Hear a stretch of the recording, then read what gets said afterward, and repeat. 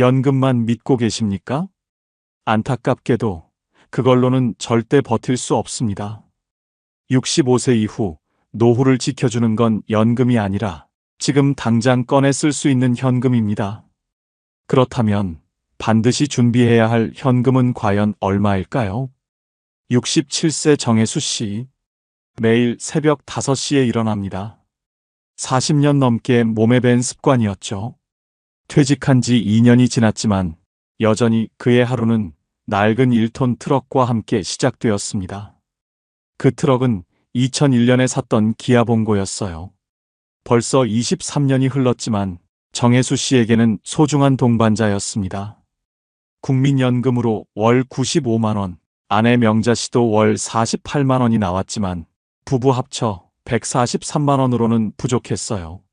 명자 씨의 당뇨약값 만월 12만 원, 매달 내야 하는 관리비 30만 원, 전기세, 가스비, 통신비까지 합치면 20만 원, 가끔 찾아오는 손자에게 주는 용돈 10만 원. 기본 생활비만 해도 200만 원은 넘었거든요. 그래서 퇴직 후에도 계속 일했습니다. 그 트럭으로 월 100만 원 정도 벌었어요. 건설 현장 자재 운반이 주된 일이었죠. 시멘트, 철근, 목재를 실어 나르는 일. 하루 일당이 12만 원에서 15만 원 사이였어요. 가끔은 마트 물품 배송도 했고 이사짐 운반 일도 맡았습니다. 몸은 힘들었지만 연금과 합쳐서 월 243만 원으로 겨우 생활할 수 있었어요. 그런데 그날 아침이었습니다. 평소처럼 시동을 걸었는데 컥컥컥 소리만 날 뿐 시동이 걸리지 않았어요. 이상하네. 정혜수 씨는 다시 한번 시도했습니다. 키를 돌려도 여전히 엔진이 돌아가지 않았어요. 계기판의 경고등들이 빨갛게 켜져 있었습니다. 23년 된 트럭이라 가끔 말썽을 부리긴 했지만 이번엔 뭔가 심각해 보였어요. 급하게 정비소에 전화를 걸었습니다. 오늘 오후에 건설 현장 일이 잡혀 있었거든요. 신축 아파트 현장에서 철근을 운반하는 일. 하루 일당 15만 원을 받기로 한 중요한 일이었어요. 사장님, 트럭이 시동이 안 걸려요.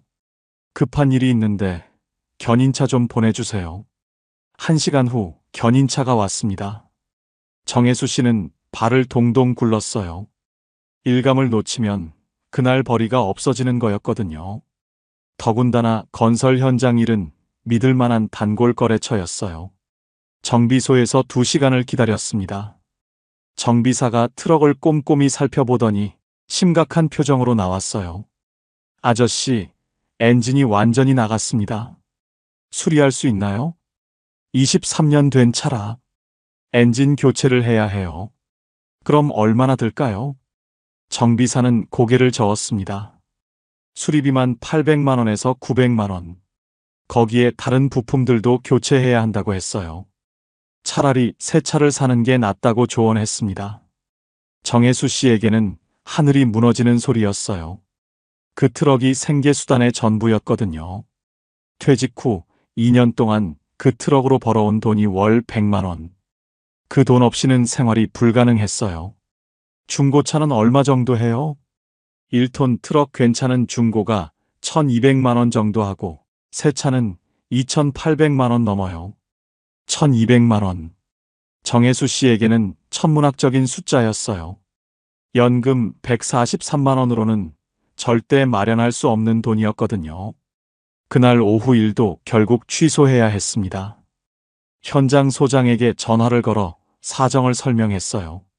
다행히 이해해 주었지만 15만 원 수입이 날아간 건 아쉬웠습니다. 집에 돌아온 정혜수 씨는 깊은 한숨을 쉬었어요. 명자 씨가 걱정스러운 표정으로 물었습니다. 여보, 어떻게 됐어요? 트럭이 완전히 망가졌어. 새 차를 사려면 1,200만 원이 필요해. 명자 씨는 잠시 말이 없었습니다.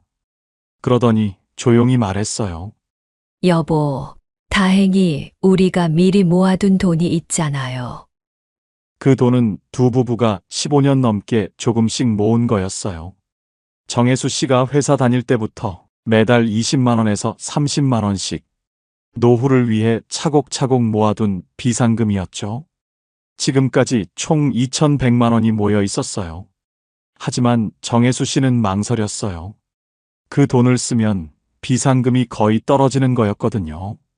여보, 괜찮을까요? 이 돈 쓰고 나면 900만 원밖에 안 남는데. 명자 씨가 남편의 손을 꽉 잡았습니다. 45년 동안 함께 살아온 아내였어요. 남편의 마음을 누구보다 잘 알고 있었죠. 일은 할 수 있는데 차가 없으니 아무것도 못 하겠더라고요. 결국 정혜수 씨는 결단을 내렸습니다. 다음 날 아침 일찍 중고차 매매단지로 갔어요. 준비해둔 현금 1,200만 원으로 깔끔한 중고 트럭을 샀습니다. 2019년식 기아 봉고 1톤. 주행거리도 8만 킬로미터로 양호했어요. 현금으로 계산하니 바로 그날 가져올 수 있었습니다. 할부나 대출 절차 없이 깔끔하게 현금 거래로 해결된 거죠. 3일 후 새 트럭으로 첫 일을 나갔습니다. 오랜만에 시원하게 시동이 걸렸어요. 엔진 소리도 힘차고 깔끔했습니다. 계기판도 깨끗하고 에어컨도 잘 나왔어요.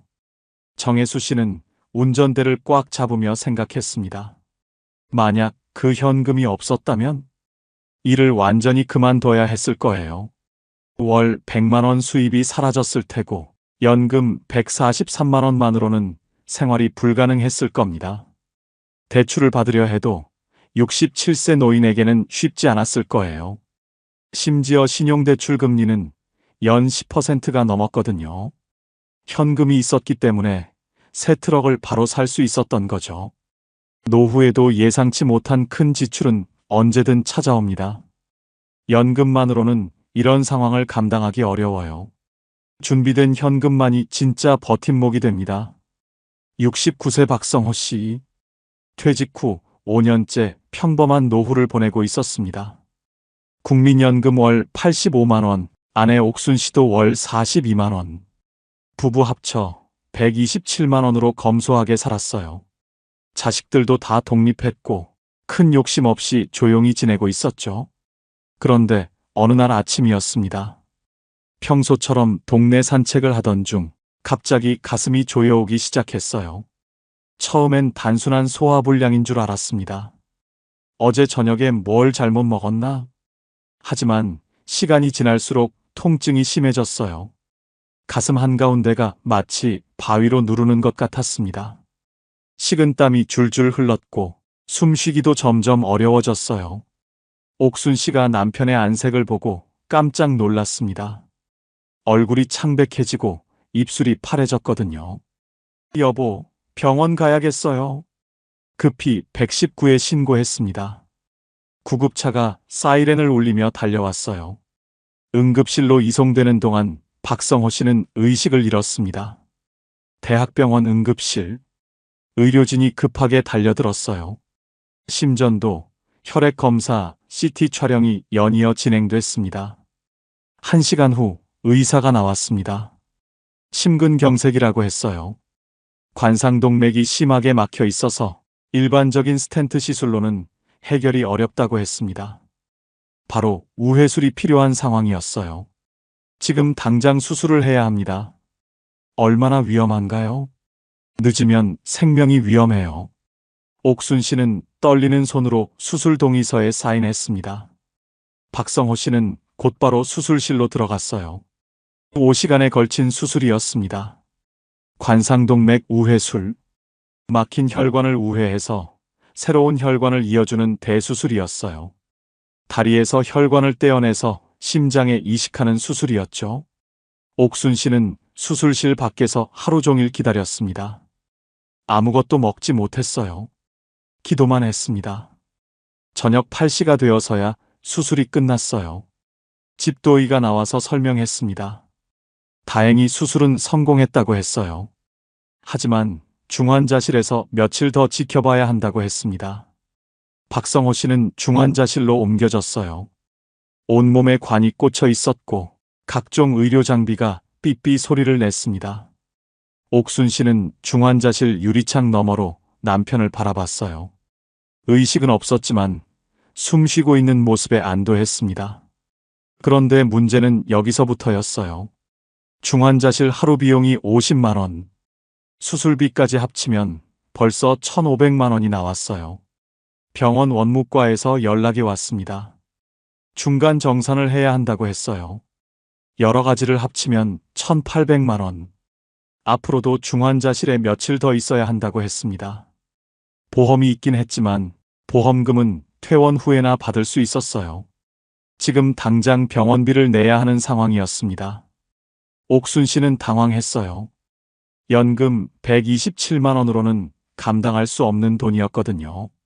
적금을 깨야 하나 고민했지만 적금도 해지하려면 며칠 걸렸어요. 다행히 박성호 씨 부부에게는 준비된 현금이 있었습니다. 혹시 모를 병원비를 대비해서 모아둔 3천만 원. 박성호 씨가 평생 건강하게 살았지만 나이가 들면 언제 어떤 일이 생길지 모른다며 모아둔 돈이었어요. 옥순 씨는 은행에 가서 2천만 원을 찾았습니다. 떨리는 손으로 돈을 세어가며 병원비를 냈어요. 박성호 씨는 일주일 만에 중환자실에서 나왔습니다. 의식도 돌아왔고 말도 할 수 있었어요. 회복이 빨라서 의료진도 놀랄 정도였습니다. 하지만 총 병원비는 2,200만 원이 나왔습니다. 건강보험이 적용됐지만 본인 부담금만 1,800만 원이 넘었습니다.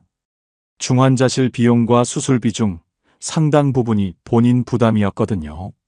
보험금을 받기까지는 한 달 이상 걸렸고 그 기간 동안 모든 비용을 현금으로 지불해야 했습니다.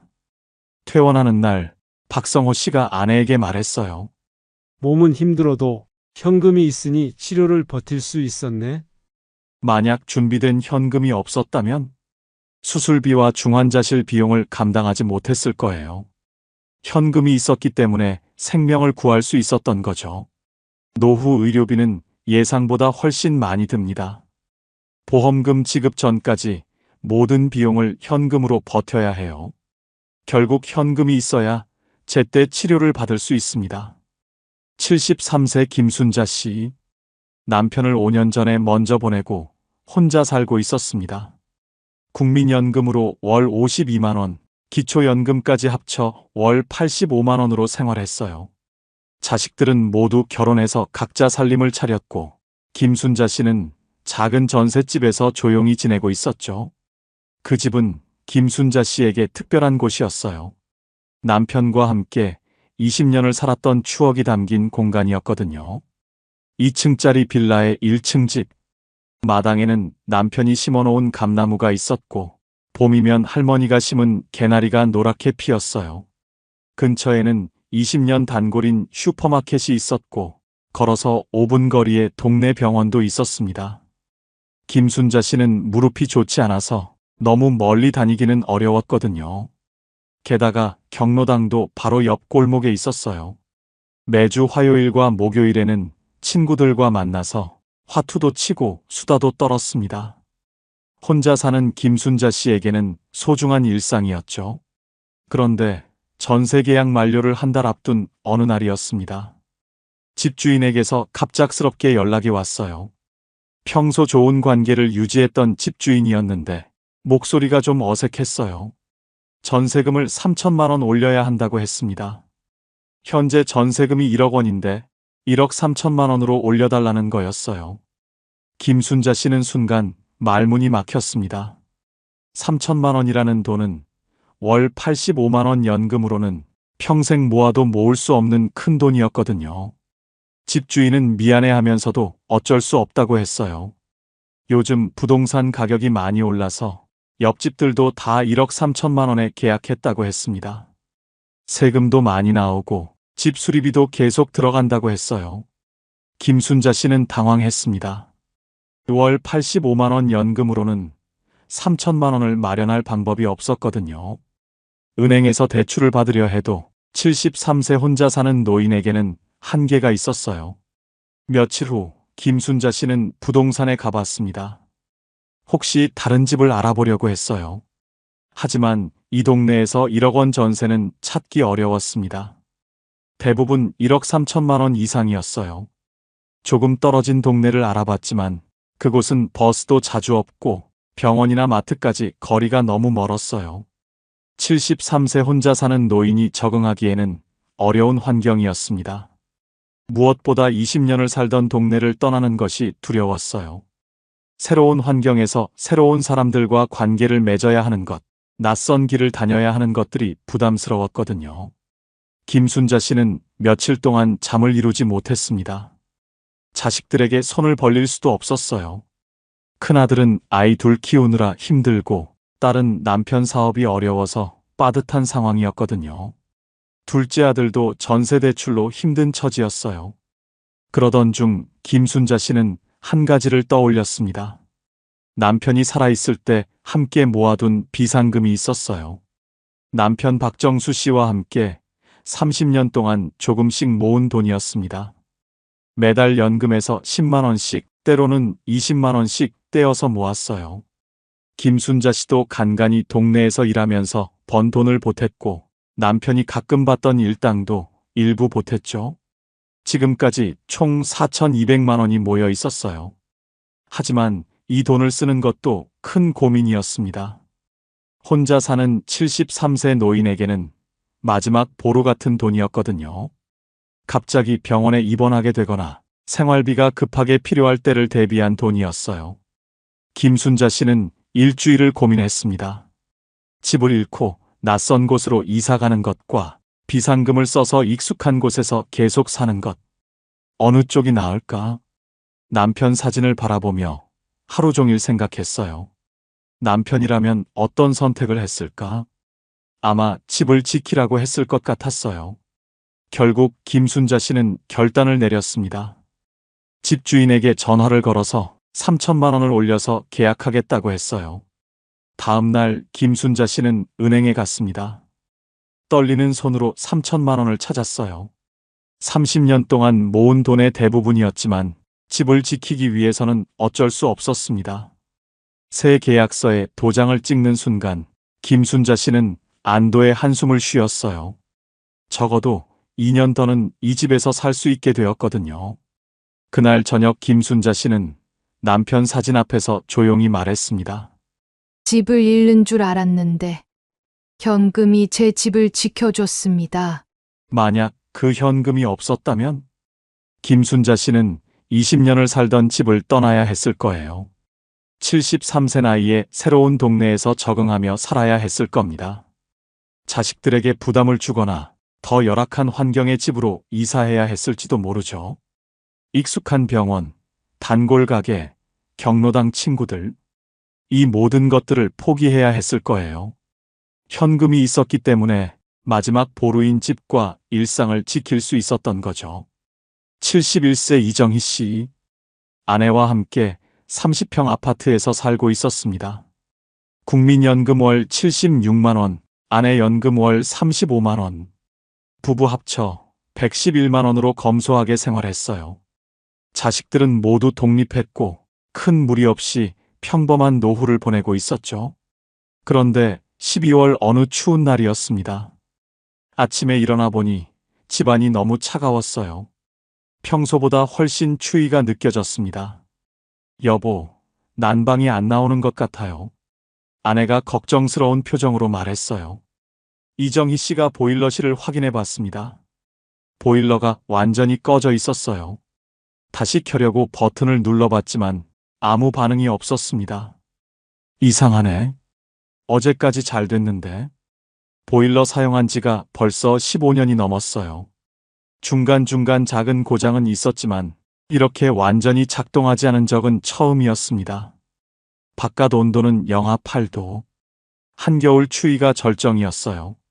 집안 온도도 점점 내려가기 시작했습니다. 이정희 씨는 급하게 보일러 수리업체에 전화를 걸었어요. 사장님, 보일러가 갑자기 안 돼요. 빨리 좀 와주실 수 있나요? 지금 수리 요청이 많아서요. 내일 오전에나 갈 수 있을 것 같습니다. 하루를 더 추위 속에서 보내야 한다는 말이었어요. 71세 부부에게는 너무 힘든 일이었습니다. 그날 밤은 정말 춥고 길었어요.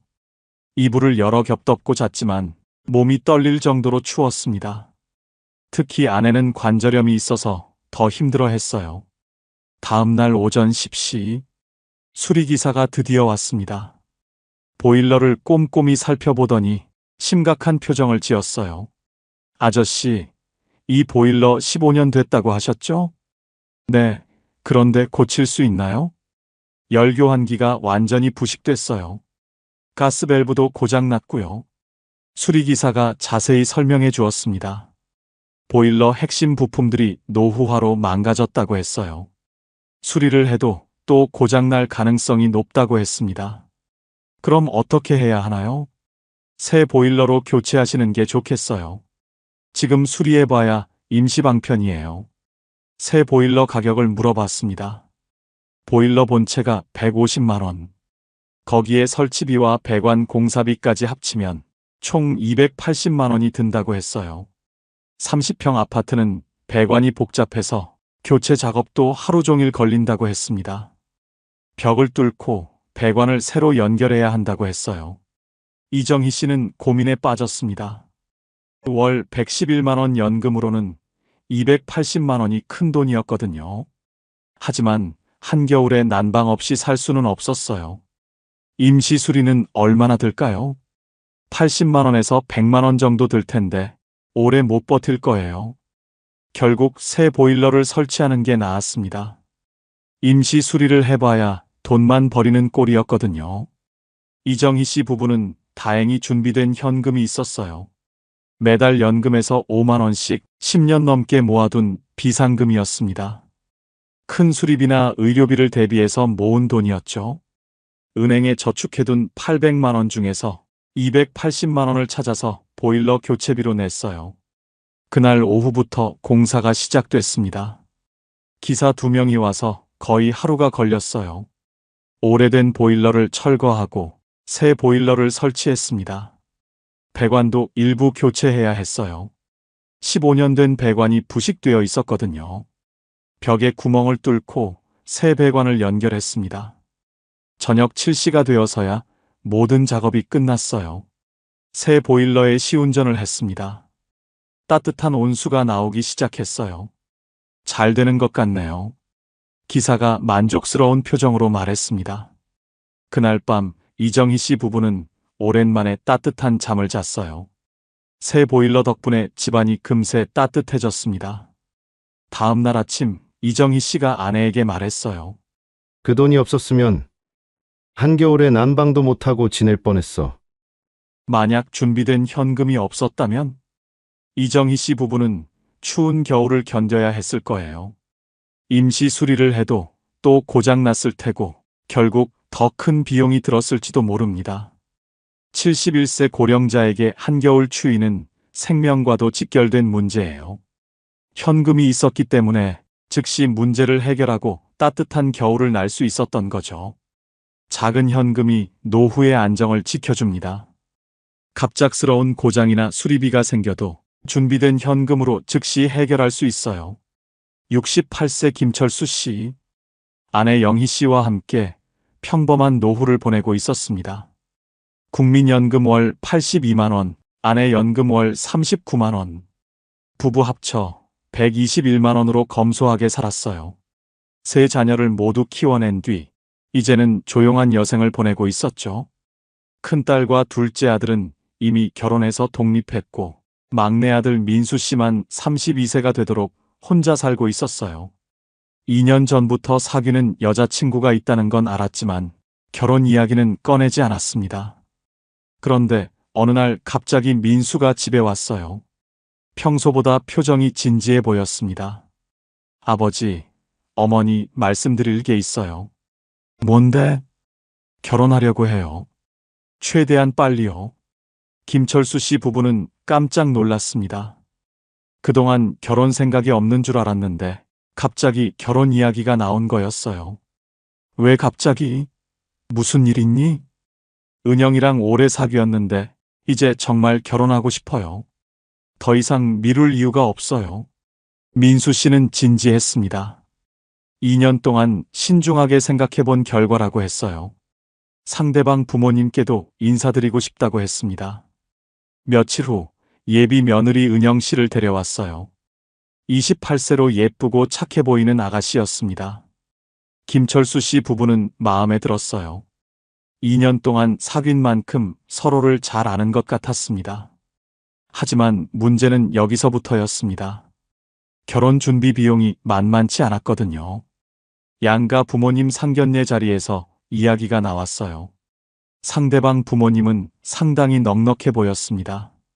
아버지는 중견기업 부장 출신, 어머니는 간호사였다고 했어요. 결혼 준비는 어떻게 할까요? 상대방 어머니가 조심스럽게 물었습니다. 김철수 씨는 솔직히 요즘 결혼 비용을 잘 몰랐어요. 30년 전 자신이 결혼할 때와는 완전히 달랐거든요. 예단은 보통 어느 정도 하나요? 요즘 500만 원에서 800만 원 정도 해요. 저희는 적당히 500만 원 정도면 될 것 같아요. 500만 원. 김철수 씨에게는 큰 돈이었어요. 하지만 상대방이 배려해서 말한 금액인 것 같았습니다. 결혼식 비용도 정해야 했어요. 요즘 결혼식은 예전과 달리 비용이 많이 들었어요. 결혼식장은 어디서 할까요? 괜찮은 웨딩홀에서 하면 어떨까요? 비용이 많이 들 텐데. 웨딩홀 비용은 저희가 부담하겠습니다. 상대방 어머니가 배려해 주었어요. 하지만 신랑 측에서도 해야 할 일이 많았습니다. 식대 분담금, 화환비, 패백비, 각종 준비 비용까지 신랑 측에서 1,000만 원은 부담해야 한다고 했습니다. 게다가 신혼집 문제도 있었어요. 민수 씨는 아직 전세 자금이 부족했습니다. 알아본 전세가가 5억 원대였는데 민수 씨가 모은 돈은 1억 5천만 원 뿐이었어요. 신혼집은 어떻게 할까요? 상대방 아버지가 물었습니다. 저희가 3억 원 정도는 도와드릴 수 있어요. 정말 큰 배려였습니다. 하지만 그래도 5천만 원이 부족했어요. 아버지, 부족한 부분만 도와주세요. 민수 씨가 조심스럽게 부탁했습니다. 김철수 씨는 밤잠을 이루지 못했어요. 예단 500만 원, 결혼식 비용 1,000만 원, 상견례와 각종 준비 비용 500만 원, 신혼집 전세자금 지원 2천만 원. 총 4천만 원이 필요했습니다. 연금 121만 원으로는 감당할 수 없는 돈이었어요.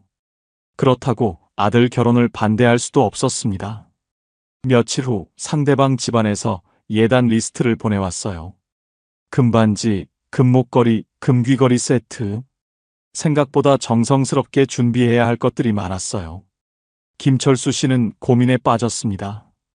큰딸과 둘째 아들 결혼할 때는 이렇게 부담스럽지 않았는데 요즘 결혼 비용은 정말 만만치 않았어요. 여보, 어떻게 할까요? 아내 영희 씨가 걱정스럽게 물었습니다. 우리 아들 결혼인데 초라하게 보낼 수는 없잖아.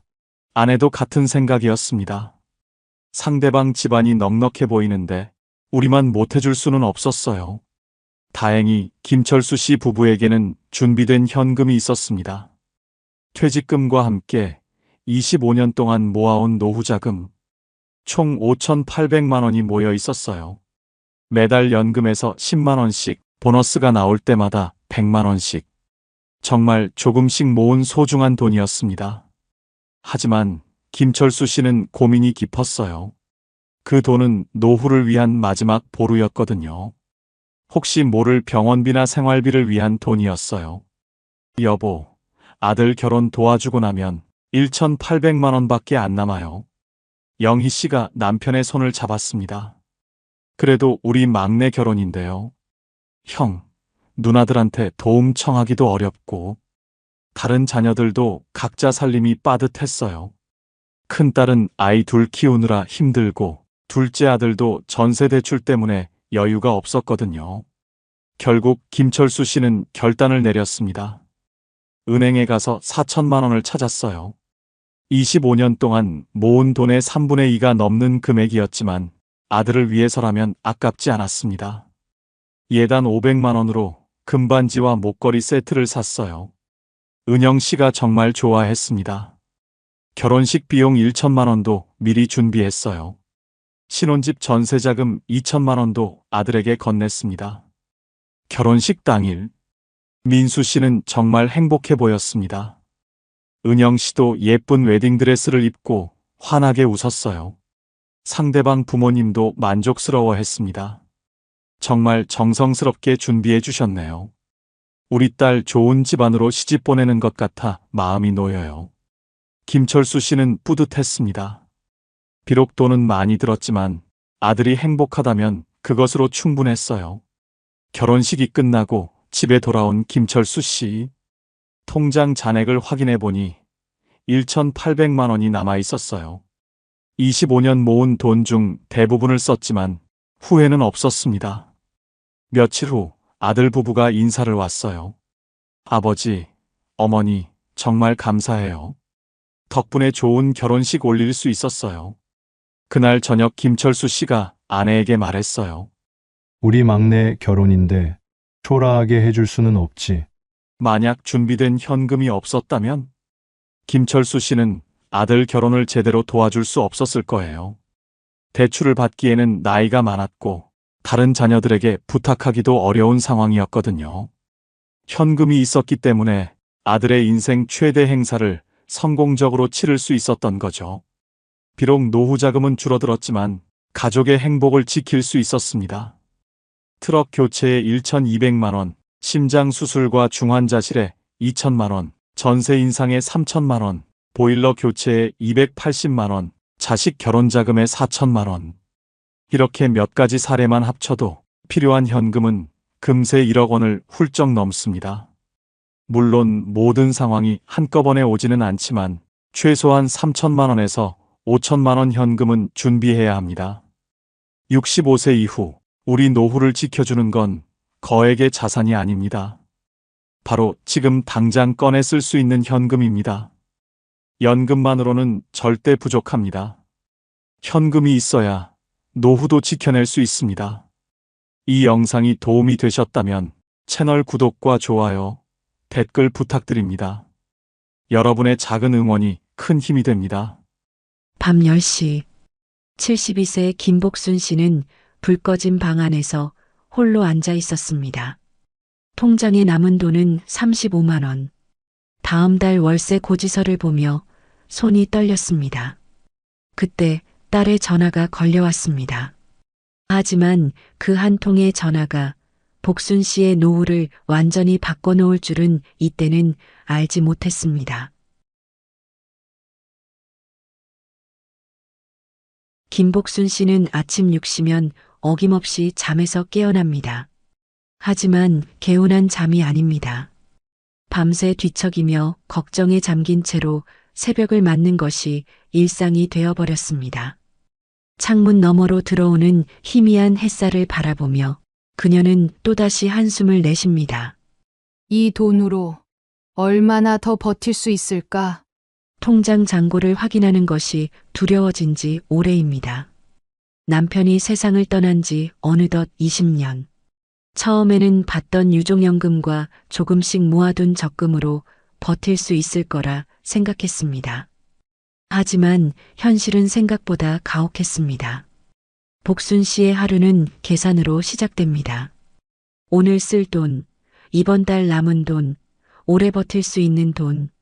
손가락으로 하나씩 세어가며 계산하는 모습은 마치 생존을 위한 의식 같았습니다. 찬장을 열어 라면 몇 개가 남았는지 확인합니다. 냉장고 안에는 김치와 계란 몇 개가 전부입니다. 마트에 가면 예전보다 훨씬 비싸진 물가에 또 한 번 놀라게 됩니다. 기초연금 34만 원. 이것이 복순 씨의 주요 수입원이었습니다. 여기에 조금씩 까먹고 있는 적금까지 합쳐도 한 달 생활비는 빠듯했습니다. 전기요금, 가스요금, 휴대폰 요금만 내고 나면 남는 돈이 얼마 없었습니다. 그런데 어느 날 집주인이 전세 계약 만료를 통보해 왔습니다. 월세로 바꾸거나 이사를 가세요. 월세 50만 원. 복순 씨에게는 감당하기 어려운 금액이었습니다. 기존 생활비에 월세까지 더하면 매달 적자가 날 것이 분명했습니다. 이사를 간다고 해도 전세금을 구하기가 쉽지 않았습니다. 요즘 집값은 천정부지로 치솟아 있었고 복순 씨가 가진 돈으로는 변두리 원룸조차 구하기 어려웠습니다. 복순 씨는 집 앞 편의점에서 아르바이트라도 할까 생각해 봤습니다. 하지만 72세의 나이에 일자리를 구한다는 것은 현실적으로 불가능에 가까웠습니다. 무릎도 아프고 허리도 자주 쑤시는 상황에서 오래 서 있기도 힘들었습니다. 밤이 되면 불안은 더욱 커집니다.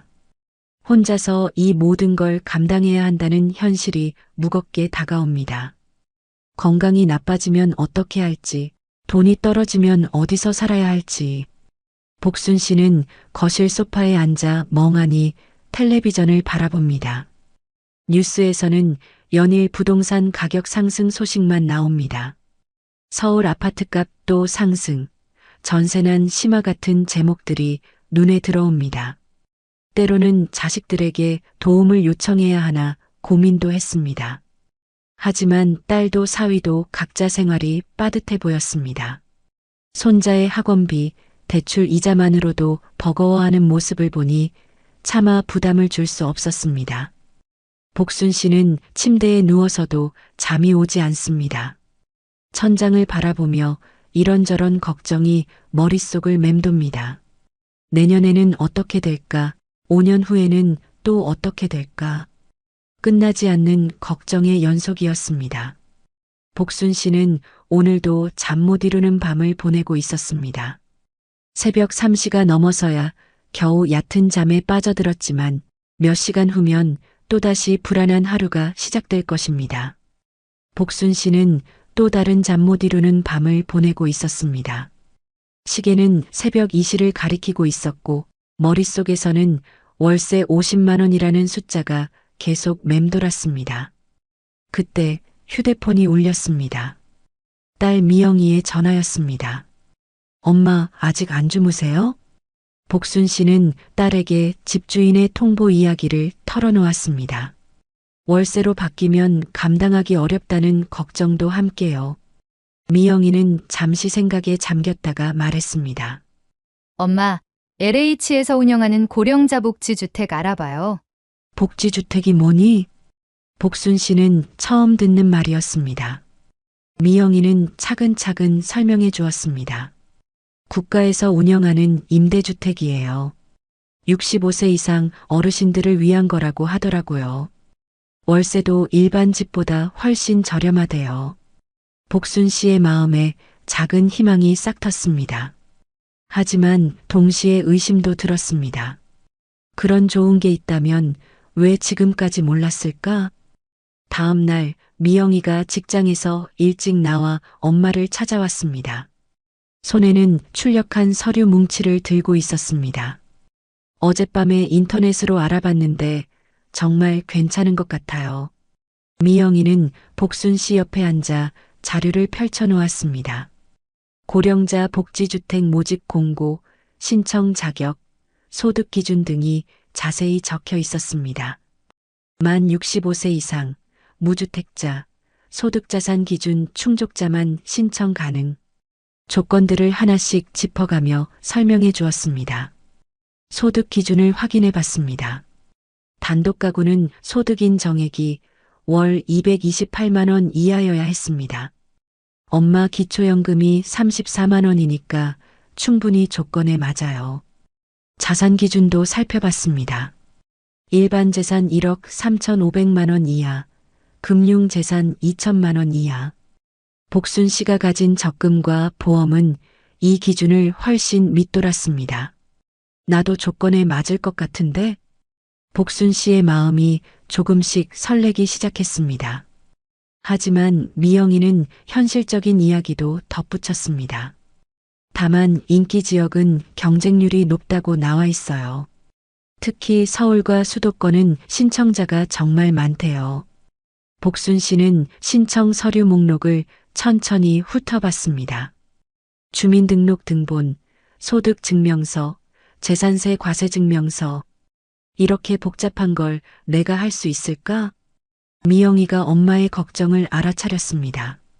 걱정 마세요. 제가 도와드릴게요. 이번 주말에 함께 동사무소 가서 서류 준비해요. 그날 오후 모녀는 가까운 LH 지사를 찾아갔습니다. 상담 창구에서 직원이 친절하게 설명해 주었습니다. 어르신 조건으로는 신청이 가능하실 것 같습니다. 하지만 직원도 한 가지 당부의 말을 덧붙였습니다. 다만 인기 단지는 대기 기간이 길 수 있어요. 몇 개월에서 몇 년까지도 기다리셔야 할 수 있습니다. 복순 씨는 처음으로 오랜만에 편안한 잠에 들었습니다. 비록 확실한 건 아니지만 적어도 시도해 볼 수 있는 방법을 찾았다는 것만으로도 위안이 되었습니다. 그날 밤 복순 씨의 꿈에는 작은 원룸이 나타났습니다.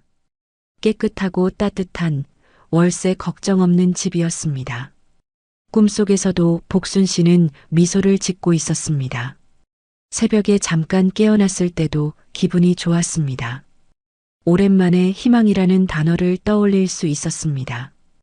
혹시 모르잖아. 운이 좋으면 될 수도 있어. 복순 씨는 다시 잠에 들면서 생각했습니다. 내일부터는 본격적으로 준비해 보자고. 더 이상 포기하지 말자고. 주말이 되자 미영이는 약속대로 엄마를 찾아왔습니다. 손에는 체크리스트와 가방을 들고 있었습니다. 오늘 하루면 서류 준비 다 끝낼 수 있을 거예요. 첫 번째 목적지는 동사무소였습니다. 복순 씨는 오랜만에 나들이 하는 기분이었습니다. 평소보다 조금 더 단정하게 옷을 입고 나왔습니다. 동사무소 민원실은 생각보다 복잡했습니다. 번호표를 뽑고 기다리는 사람들이 많았습니다. 복순 씨는 딸의 팔짱을 끼고 의자에 앉아 기다렸습니다. 드디어 차례가 되어 창구로 갔습니다. 직원은 복순 씨의 상황을 듣고 필요한 서류들을 안내해 주었습니다. 주민등록 등본, 가족관계 증명서, 소득 금액 증명서까지 하나씩 발급받으면서 복순 씨는 신기했습니다. 이런 종이 한 장 한 장이 자신의 인생을 증명하는 거구나. 미영이는 엄마 옆에서 꼼꼼히 서류들을 확인했습니다. 두 번째로 향한 곳은 세무서였습니다. 재산세 과세 증명서를 발급받기 위해서였습니다. 복순 씨는 자신이 이렇게 많은 곳을 다녀본 게 언제인지 기억이 나지 않았습니다. 세무서에서도 줄을 서서 기다렸습니다. 복순 씨는 주변을 둘러보며 다른 사람들을 관찰했습니다. 나와 비슷한 처지의 사람들이 많구나. 서류 발급이 끝나고 모녀는 다시 LH 지사로 향했습니다. 이번에는 본격적인 상담을 받기 위해서였습니다. 지난번과는 다른 직원이 상담을 맡았습니다. 직원은 복순 씨가 준비해온 서류들을 하나씩 검토했습니다. 소득 기준, 자산 기준 모두 문제없이 통과했습니다. 신청 자격에는 충분히 해당되시네요. 복순 씨의 얼굴에 희망의 빛이 돌았습니다. 그런데 직원의 다음 말에 조금 당황했습니다. 다만 대기 기간이 상당히 길 수 있습니다. 몇 년을 기다려야 할 수도 있어요. 몇 년이라니. 복순 씨는 잠시 말문이 막혔습니다. 그 사이에 전세 계약은 끝나고 월세 50만 원을 감당해야 하는 건가? 직원은 복순 씨의 표정을 보고 자세히 설명해 주었습니다. 서울 강남이나 강서쪽 인기단지는 정말 경쟁이 치열해요. 하지만 조금 외곽 지역이나 경기도 쪽은 상대적으로 빨라요. 미영이가 질문했습니다. 그럼 여러 곳에 동시에 신청할 수 있나요? 최대 3곳까지 신청 가능하다고 했습니다. 복순 씨는 고민에 빠졌습니다. 살던 동네에서 너무 멀어지는 것도 부담스러웠습니다. 병원도 마트도 아는 사람들도 모두 이 근처에 있었으니까요. 직원이 현실적인 조언을 해주었습니다. 일단 신청하시고 기다려보세요. 중간에 더 가까운 곳에 자리가 나면 연락드릴 수도 있어요. 신청서를 작성하는 시간이 생각보다 오래 걸렸습니다. 복순 씨는 글씨를 또박또박 써넣었습니다. 미영이가 옆에서 도와주며 빠뜨린 부분이 없는지 확인했습니다. 드디어 모든 서류가 완성되었습니다.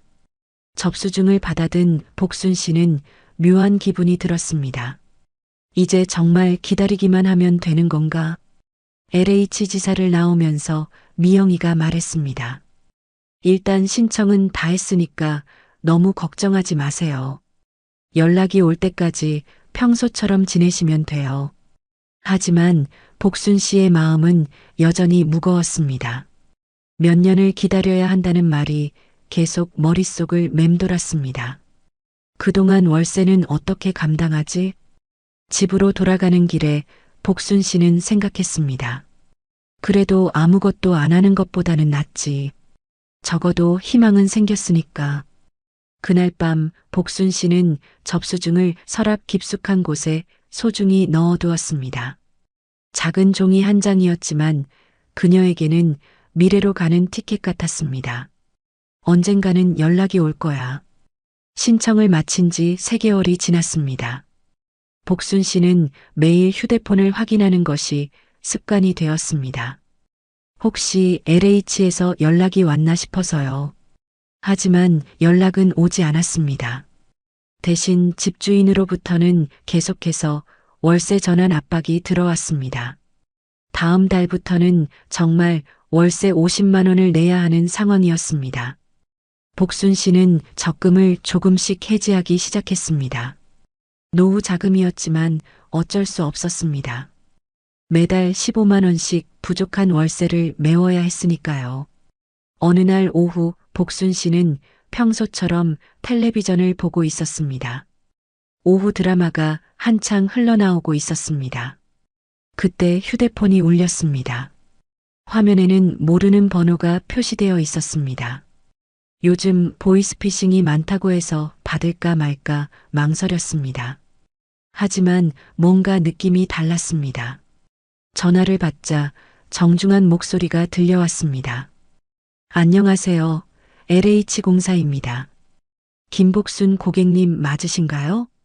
복순 씨의 심장이 빠르게 뛰기 시작했습니다.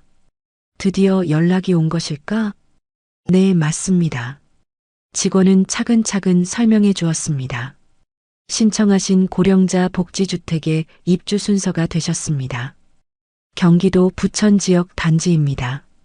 복순 씨는 잠시 말문이 막혔습니다. 정말 연락이 온 거였습니다. 3개월 만에 생각보다 훨씬 빨리 말이에요. 직원이 구체적인 조건을 설명해 주었습니다. 보증금 200만 원, 월세 10만 원입니다. 18제곱미터 원룸형이고요. 월세가 10만 원이라고 하셨나요? 네, 맞습니다. 기존에 내시던 월세보다 훨씬 저렴하실 거예요. 복순 씨는 계산을 해봤습니다. 지금 내는 월세가 50만 원인데 10만 원이라니 무려 40만 원이나 절약되는 금액이었습니다. 보증금 200만 원도 부담스럽지 않았습니다. 전세금을 돌려받으면 충분히 감당할 수 있는 금액이었습니다. 오히려 전세금보다 훨씬 적었습니다. 직원은 계속 설명했습니다. 입주 가능 날짜는 다음 달 15일입니다. 그 전에 계약서 작성과 보증금 납부를 완료하셔야 해요. 복순 씨는 지금 상황에서 그런 게 중요하지 않았습니다. 월세 부담에서 벗어날 수 있다는 것만으로도 감사했습니다. 전화를 끊고 나서 복순 씨는 한동안 멍하니 앉아 있었습니다. 정말 일이 이렇게 잘 풀릴 수 있는 걸까? 꿈은 아니겠지? 복순 씨는 볼을 꼬집어 봤습니다. 아팠습니다. 꿈이 아니었습니다. 정말로 복지주택에 입주할 수 있게 된 거였습니다. 급히 딸 미영이에게 전화를 걸었습니다. 미영아, LH에서 연락 왔어. 당첨됐다고 하네. 미영이도 깜짝 놀랐습니다. 정말요? 벌써요? 몇 년은 기다려야 한다고 했는데. 복순 씨는 들뜬 목소리로 조건들을 설명해 주었습니다. 월세 10만 원, 보증금 200만 원. 미영이도 너무 좋다며 함께 기뻐했습니다. 그날 저녁 복순 씨는 오랜만에 푸짐한 저녁을 차렸습니다. 냉장고에 있던 고기를 꺼내 불고기를 만들었습니다. 혼자 먹는 저녁이었지만 기분이 좋았습니다. 잠자리에 들면서 복순 씨는 생각했습니다. 이제 숨 좀 돌리겠구나. 월세 걱정 없이 살 수 있겠구나. 오랜만에 편안한 잠에 빠져들었습니다. 꿈속에서도 복순 씨는 미소를 짓고 있었습니다. 새로운 집, 새로운 시작이 기다리고 있었습니다. 입주한 지 한 달이 지났습니다. 복순 씨는 처음으로 마음 편한 아침을 맞고 있었습니다. 더 이상 월세 걱정에 잠을 설치지 않아도 되었습니다. 새로운 집은 생각보다 괜찮았습니다. 18제곱미터의 작은 공간이지만 혼자 살기에는 충분했습니다. 무엇보다 깨끗하고 따뜻했습니다. 복순 씨는 매일 아침 7시면 일어나 창문을 엽니다. 아래층에서 들려오는 사람들의 대화 소리가 정겹습니다. 예전 집에서는 혼자 있는 시간이 너무 길고 외로웠는데 이곳은 달랐습니다. 같은 층에 사는 박순남 씨와 인사를 나누게 되었습니다. 74세인 박순남 씨도 비슷한 사정으로 이곳에 오게 되었다고 했습니다. 두 사람은 금세 친해졌습니다. 여긴 내 집 같네요. 복순 씨가 박순남 씨에게 말했을 때 박순남 씨도 고개를 끄덕였습니다. 정말 집 같은 느낌이었습니다. 이사 걱정도 월세 인상 걱정도 없이 지낼 수 있었으니까요. 복지주택의 가장 큰 장점은 장기 거주 안정성이었습니다. 자격 조건만 유지되면 계속 살 수 있다는 안내를 받았습니다. 복순 씨에게는 이보다 더 안심되는 말이 없었습니다. 아침마다 1층 경로당에서 들려오는 웃음소리가 좋았습니다. 라디오 체조 시간에는 복순 씨도 참여했습니다. 오랜만에 또래 사람들과 함께 운동하니 몸도 마음도 가뿐했습니다. 점심시간이 되면 경로당에서 식사를 할 수 있었습니다. 한 끼에 3,000원. 집에서 혼자 먹는 것보다 훨씬 푸짐하고 맛있었습니다. 복순 씨는 이웃들과 자연스럽게 대화를 나누게 되었습니다. 서로의 안부를 묻고 소소한 일상을 공유했습니다. 예전에는 하루 종일 아무와도 말을 하지 않는 날이 많았는데 이곳에서는 그런 날이 없었습니다. 오후에는 커뮤니티실에서 진행되는 프로그램에 참여했습니다. 종이접기, 노래교실, 건강체조 등 다양한 활동이 있었습니다. 복순 씨는 특히 노래교실을 좋아했습니다. 저녁이 되면 복순 씨는 작은 베란다에 앉아 밖을 내다봤습니다. 아래 정원에서 산책하는 이웃들의 모습이 보였습니다. 평화로운 풍경이었습니다. 밤에도 안심이 되었습니다. 각 방에 설치된 비상벨이 있어 응급 상황에 대비할 수 있었습니다. 관리사무소에는 24시간 관리인이 상주했습니다. 복순 씨는 이제 잠자리에 들 때도 편안했습니다. 내일 걱정, 다음 달 걱정이 많이 줄어들었습니다. 월세 10만 원은 기초연금으로도 충분히 감당할 수 있는 금액이었습니다. 가끔 딸 미영이가 안부 전화를 걸어올 때도 목소리가 밝아졌습니다. 엄마가 안정된 곳에서 지내니 미영이도 마음이 놓인다고 했습니다. 가족들의 걱정도 덜어줄 수 있어서 좋았습니다. 주말이면 복순 씨는 건물 앞 작은 텃밭에서 시간을 보냈습니다. 상추와 고추를 기르기 시작했습니다. 오랜만에 뭔가를 키우는 기쁨을 느꼈습니다. 복순 씨는 매일 감사했습니다. 이런 곳이 있다는 것 자체가 고마웠습니다. 월세 걱정 없이 외롭지 않게 지낼 수 있다는 것이 얼마나 큰 축복인지 깨달았습니다. 그날도 복순 씨는 편안한 마음으로 잠자리에 들었습니다. 내일도 평온한 하루가 기다리고 있을 것입니다. 이제는 정말 집 같은 이곳에서 말이었습니다. 입주한 지 2달째 복순 씨는 복지주택의 진짜 장점을 깨닫기 시작했습니다. 단순히 저렴한 집이 아니라 생활 전반을 도와주는 시스템이 갖춰져 있었습니다.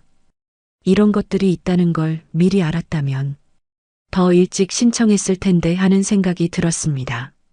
매주 화요일은 건강검진의 날이었습니다.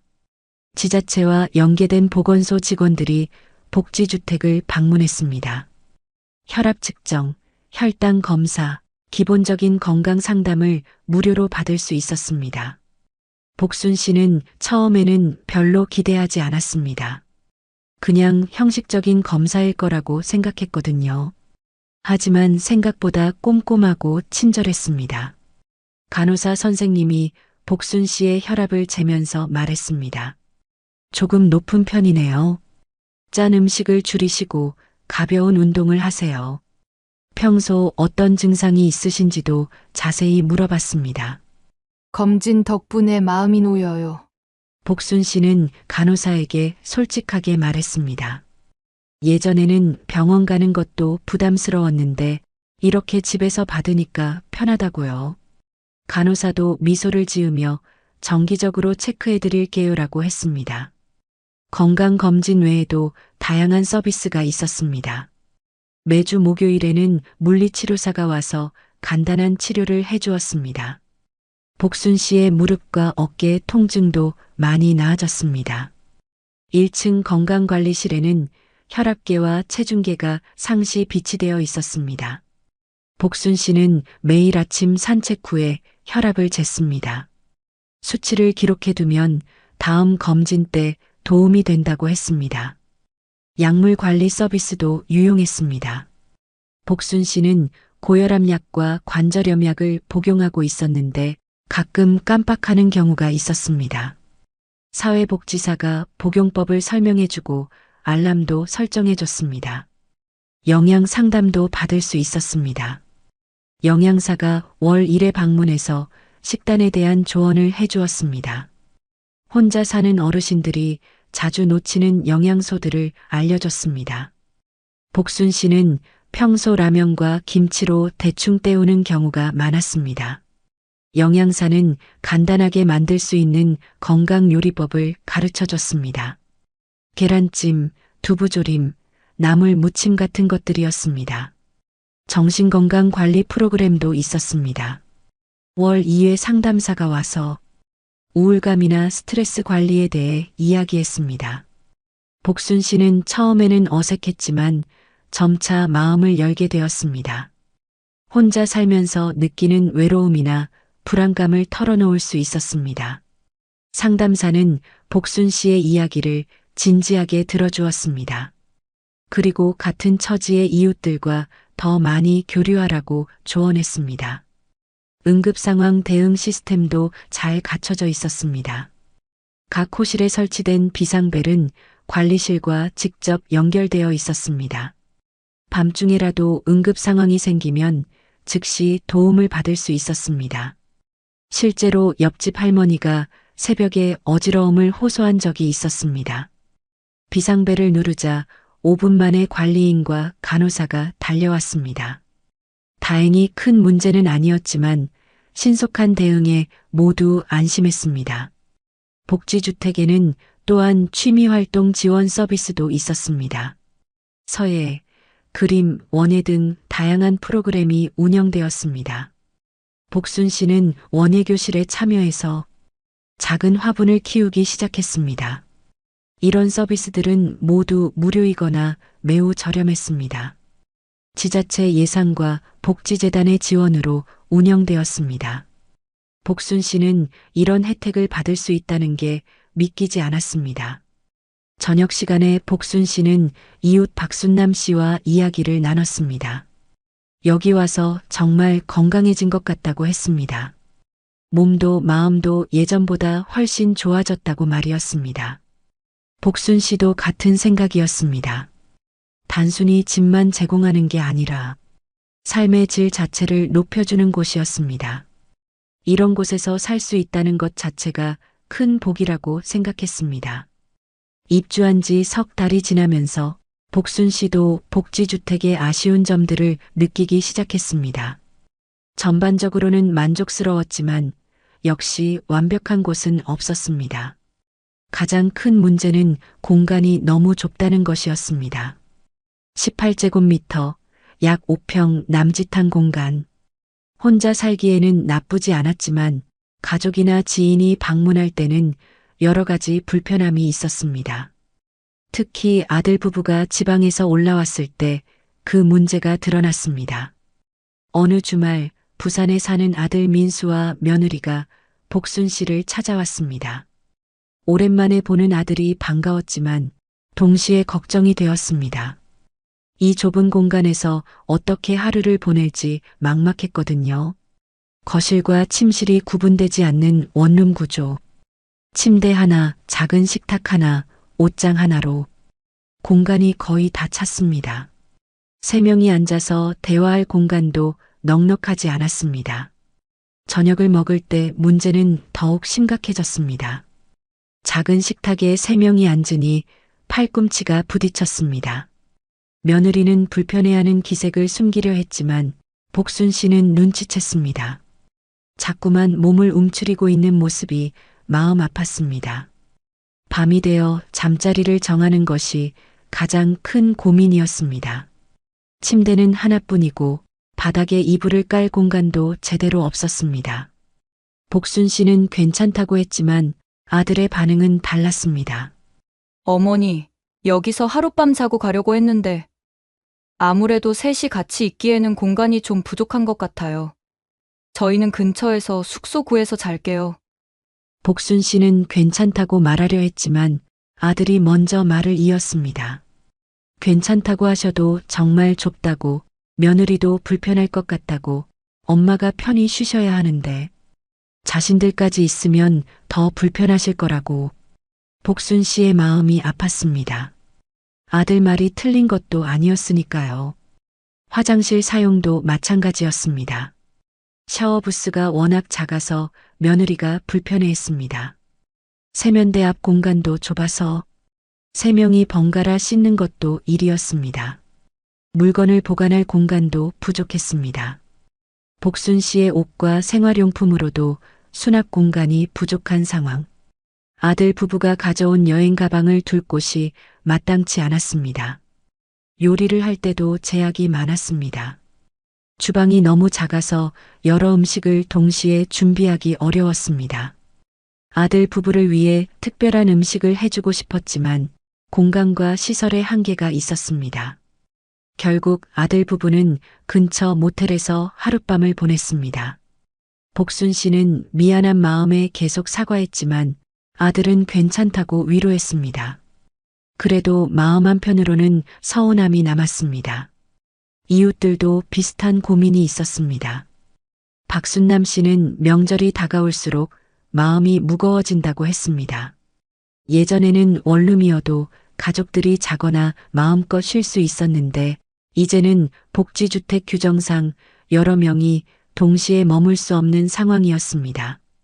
어쩔 수 없이 딸네 집으로 가야 하는데 그것도 눈치가 보여서 잠깐만 있다 와야 한다고 했습니다. 명절 내내 비좁더라도 가족들과 함께 보내던 따뜻한 시간들이 이제는 불가능해졌다는 현실이 서글펐습니다. 또 다른 이웃인 김할아버지는 취미 생활에 제약이 있다고 했습니다. 예전에는 모형 만들기가 취미였는데 작업할 공간이 없어서 포기했다고 했습니다. 책을 읽는 것도 제대로 된 책상이 없어서 불편하다고 했습니다. 환기나 채광도 아쉬운 부분이었습니다. 창문은 있지만 크지 않아서 자연광이 충분하지 않았습니다. 특히 흐린 날에는 하루 종일 어두침침한 느낌이었습니다. 손님을 초대하기도 어려웠습니다. 복순 씨는 예전에 이웃들을 집으로 불러 차를 대접하는 것을 좋아했습니다. 하지만 여기서는 2명만 앉아도 비좁아서 그런 여유가 없었습니다. 그래도 복순 씨는 이해하려고 노력했습니다. 저렴한 임대료를 생각하면 이 정도 공간도 감사한 일이었습니다. 완벽할 수는 없다는 걸 인정해야 했습니다. 아들 부부가 돌아간 후 복순 씨는 혼자 앉아 생각했습니다. 가족과 함께하는 시간이 줄어들 수밖에 없겠구나. 그래도 경제적 안정을 얻은 것만으로도 큰 수확이라고 스스로를 위로했습니다. 앞으로는 가족들과 만날 때 밖에서 만나는 것도 고려해봐야겠다고 생각했습니다. 근처 카페나 공원에서 시간을 보내는 것도 나쁘지 않을 것 같았습니다.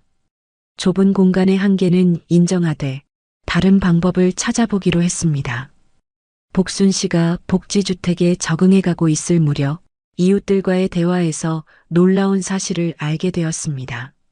자신이 3개월 만에 입주한 것이 얼마나 운이 좋았는지 깨달았습니다. 복도에서 마주친 이웃 이순자 씨와 인사를 나누게 되었습니다.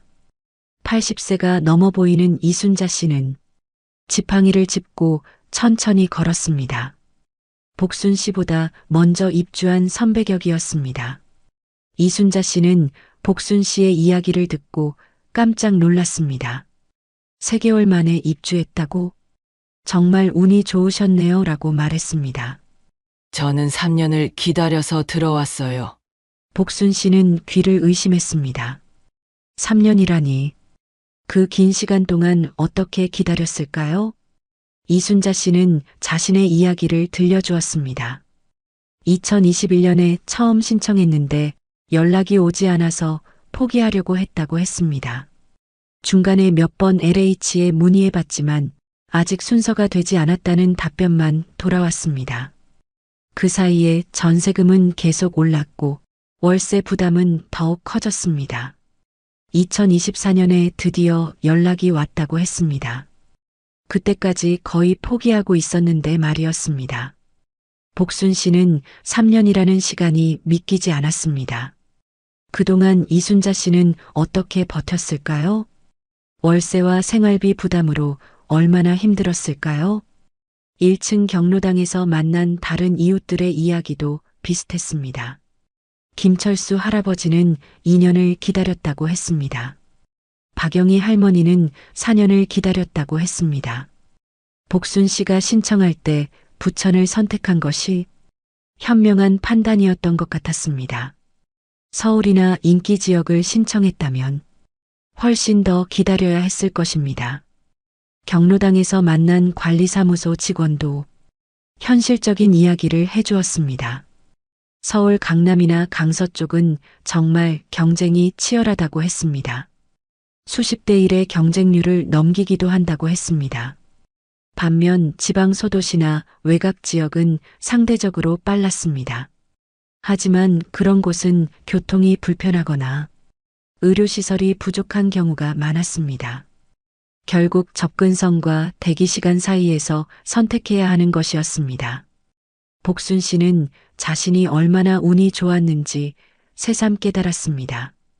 부천이라는 지역도 나쁘지 않았고 3개월이라는 짧은 대기시간도 기적 같은 일이었습니다. 하지만 여전히 많은 어르신들이 기다리고 있다는 현실이 안타까웠습니다. 복순 씨처럼 월세 부담으로 고생하는 분들이 얼마나 많을까요? 이순자 씨는 기다리는 동안의 이야기를 더 들려주었습니다. 중간에 다른 지역으로 이사를 고려하기도 했다고 했습니다. 하지만 아는 사람도 없고 병원도 멀어서 포기했다고 했습니다. 그 3년 동안 이순자 씨의 건강도 많이 나빠졌습니다. 무릎도 아프고 혈압도 높아졌습니다. 스트레스 때문인지 잠도 잘 오지 않았다고 했습니다. 다행히 지금은 복지주택에서 안정적으로 지내고 있지만 그 긴 기다림의 시간은 되돌릴 수 없었습니다. 건강이 나빠진 것도 마찬가지였습니다. 복순 씨는 생각했습니다. 만약 자신이 3년을 기다려야 했다면 어떻게 되었을까? 그동안 적금을 모두 까먹고 건강도 더 나빠졌을지도 모릅니다. 복지주택의 공급이 수요에 비해 턱없이 부족하다는 것을 실감했습니다. 좋은 제도이지만 모든 사람이 혜택을 받기에는 한계가 있었습니다. 그날 저녁 복순 씨는 딸 미영이에게 전화를 걸었습니다. 이웃들의 이야기를 전해주며 자신이 얼마나 운이 좋았는지 말했습니다. 미영이도 놀라며 정말 다행이라고 했습니다. 만약 3년을 기다려야 했다면 어떻게 되었을지 상상하기 어렵다고 했습니다. 복순 씨는 감사한 마음을 새삼 느꼈습니다. 동시에 아직도 기다리고 있을 많은 어르신들을 생각하니 마음이 무거웠습니다. 하루빨리 더 많은 복지주택이 공급되어서 모든 어르신들이 안정적인 주거를 누릴 수 있기를 바랐습니다. 입주한 지 6개월이 지나면서 복순 씨는 복지주택의 또 다른 면을 보게 되었습니다. 기본적인 서비스는 만족스러웠지만 완벽하지는 않았습니다. 가장 아쉬운 부분은 응급 상황에 대한 대응이었습니다. 밤중에 갑자기 어지러움을 느낀 적이 있었는데 비상벨을 눌러도 관리인이 오는데 시간이 걸렸습니다. 관리인은 왔지만 의료진은 아니었습니다. 결국 119를 불러야 했고 병원까지는 스스로 가야 했습니다. 복순 씨는 그때 깨달았습니다. 복지주택이 모든 것을 해결해 주지는 않는다는 것을. 이웃 박순남 씨는 더 심각한 경험을 했습니다. 새벽에 가슴이 아파서 비상벨을 눌렀는데 관리인이 응급처치를 할 수는 없었다고 했습니다. 다행히 큰 문제는 아니었지만 만약 정말 위급한 상황이었다면 어떻게 되었을까 걱정되었습니다. 결국 내 힘으로 준비해야 하는구나. 복순 씨는 이웃들과 이야기를 나누며 느꼈습니다. 복지주택은 주거 안정성은 제공하지만 완전한 케어 시스템은 아니라는 것을. 건강관리 서비스도 한계가 있었습니다. 주 1회 혈압 측정과 월 1회 영양 상담은 좋았지만 실제 아플 때 도움을 받기는 어려웠습니다. 복순 씨가 감기에 걸렸을 때 약을 사러 가거나 병원에 가는 것은 혼자서 해야 했습니다. 몸이 아픈데 지하철을 타고 병원까지 가는 것이 힘들었습니다. 돌봄 인력도 부족했습니다. 사회복지사는 한 명뿐이었고 50가구가 넘는 어르신들을 모두 돌보기에는 한계가 있었습니다. 개인적인 상담이 필요할 때도 예약을 잡고 며칠을 기다려야 했습니다. 급한 문제가 생겨도 즉시 도움받기 어려웠습니다. 또한 추가 서비스에는 비용이 발생했습니다. 청소 서비스를 원하면 별도로 돈을 내야 했고 식사 배달도 마찬가지였습니다. 복순 씨는 무릎이 아픈 날 청소를 부탁해 보려 했지만 한 번에 3만 원이라는 비용 때문에 포기했습니다. 기초연금 34만 원으로는 부담스러운 금액이었습니다. 세탁도 마찬가지였습니다. 무거운 이불이나 두꺼운 옷은 혼자서 빨기 어려웠지만 도움을 받으려면 추가 비용을 내야 했습니다. 정신적 지원도 아쉬운 부분이 있었습니다. 상담사가 월 2회 방문하긴 했지만 우울하거나 외로운 날에는 도움받을 곳이 마땅치 않았습니다. 특히 밤 시간대나 주말에는 더욱 그랬습니다. 관리인은 있지만 전문적인 상담은 받을 수 없었습니다. 복순 씨는 어느 날 밤 혼자 울고 있을 때 누군가와 이야기하고 싶었지만 마땅한 곳이 없었습니다. 딸에게 전화하기에는 너무 늦은 시간이었습니다. 의료진 상주도 기대했던 것과 달랐습니다. 간호사는 주 2회만 방문했고 의사는 월 1회 정도만 와서 간단한 검진을 했습니다. 혈압약이 떨어져서 처방전이 필요할 때도 결국 개인적으로 병원에 가야 했습니다. 복지주택에서 모든 의료 서비스를 받을 수는 없었습니다. 교통편도 불편했습니다. 복지주택 근처에 지하철역은 있었지만 큰 병원이나 대형마트에 가려면 환승을 여러 번 해야 했습니다. 복순 씨처럼 거동이 불편한 어르신들에게는 쉽지 않았습니다. 택시를 타자니 비용 부담이 있었고 버스는 계단이 높아서 힘들었습니다. 가족과의 연결고리도 약해지는 느낌이었습니다. 딸이 자주 오지 못하니 소식을 전하기 어려웠고 응급 상황이 생겨도 즉시 알리기 힘들었습니다. 복순 씨는 점점 깨달았습니다. 복지주택은 분명 좋은 제도이지만 모든 문제를 해결해주는 완벽한 솔루션은 아니라는 것을. 기본적인 주거와 최소한의 복지 서비스는 제공하지만 세밀한 돌봄이나 개인 맞춤형 서비스는 한계가 있었습니다. 그래도 복순 씨는 감사했습니다. 예전보다는 훨씬 안정적이고 안전했으니까요. 월세 걱정 없이 지낼 수 있는 것만으로도 큰 도움이었습니다. 하지만 동시에 현실을 받아들여야 했습니다. 진짜 든든한 지원은 결국 가족과 본인의 준비에서 나온다는 것을, 복지주택은 시작일 뿐 완전한 해답은 아니었습니다. 그날 밤 복순 씨는 생각했습니다. 그래도 이곳에서 최대한 건강하게 지내보자. 남은 시간을 의미 있게 보내자. 복지의 한계를 인정하면서도 주어진 혜택에 감사하며 살아가기로 했습니다. 72세 김복순 씨는 오늘도 복지주택에서 하루를 시작합니다. 아침 7시 창문을 열며 아래층 경로당에서 들려오는 웃음소리를 듣습니다. 월세 10만 원, 보증금 200만 원. 예전 월세 50만 원에 비하면 정말 많이 줄어든 부담입니다. 하지만 복순 씨는 이제 알고 있습니다. 고령자복지주택이 모든 문제를 해결해 주지는 않는다는 것을. 5평 남짓한 좁은 공간에서는 가족들이 편하게 머물기 어렵습니다. 응급 상황이 생기면 여전히 불안합니다. 세밀한 돌봄 서비스를 받으려면 추가 비용을 내야 합니다.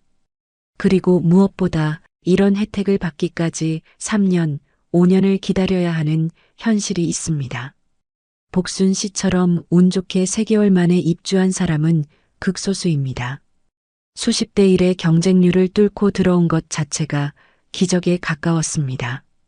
그래도 복순 씨는 감사합니다. 최소한의 안정된 주거는 확보했으니까요.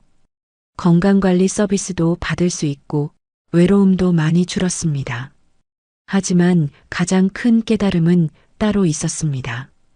딸 미영이가 주말마다 안부 전화를 걸어오고 이웃 박순남 씨와 매일 안부를 묻고 아픈 날에는 김할아버지가 약국까지 함께 가주는 것. 응급 상황이 생겼을 때 즉시 달려와 준 관리인 아저씨, 복용 중인 약을 꼼꼼히 챙겨주는 간호사 선생님, 우울한 날 이야기를 들어주는 사회복지사. 복순 씨는 깨달았습니다. 노후를 지켜주는 건 집값이 아니라 믿고 의지할 수 있는 사람이라는 것을. 복지주택은 완벽하지 않습니다. 장점만 있는 것도 아닙니다. 하지만 혼자서는 감당하기 어려운 노후를 조금이라도 함께 나눌 수 있는 작은 공동체를 만들어줍니다. 월세 부담은 줄었지만 불안이 완전히 사라진 것은 아닙니다. 그래도 복순 씨는 오늘도 이웃들과 인사를 나누며 새로운 하루를 시작합니다. 진짜 복지는 제도가 아니라 서로를 돌보는 마음에서 시작되니까요. 여러분은 어떻게 생각하시나요? 댓글로 남겨주시면 함께 나누는데 큰 힘이 됩니다. 영상이 도움이 되셨다면 구독과 좋아요, 알림 설정으로 따뜻한 이야기를 계속 만나보세요.